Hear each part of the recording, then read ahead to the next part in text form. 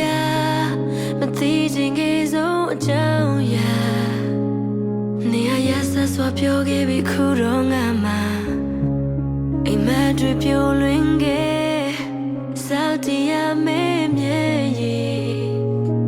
နေနိုင်လွန်လိုက်တာမင်းတစ်စက်တောင်လေးမကြည့်တော့တာလမ်းခွဲဖို့အတွက်မင်းဘက်က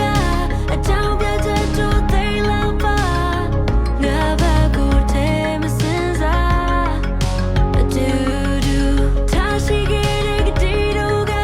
အချီးမဖြစ်ဖို့ညီလို့မရငါဘက်ကအားလုံးရှုံးနေတာ Heyနေနေစင်စားပေးအောင်ချစ်သူရdon't know about the kid and me I'm ya မခွဲဘူးမြေရန်ပြောတဲ့စကားချစ်ခဲ့တော့ငါကောင်းဆုံးအကြောင်းအရာများပြန်ပြီးလွမ်းနာဖို့နင်သေးချစင်စား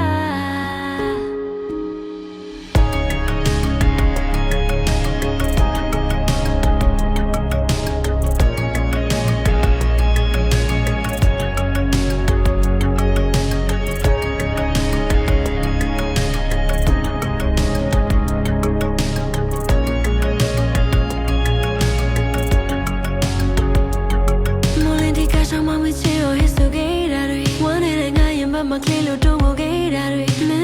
maybe ငါမသိဘူးခဲ့တဲ့စိတ်တရားလို့လေတော့မချီ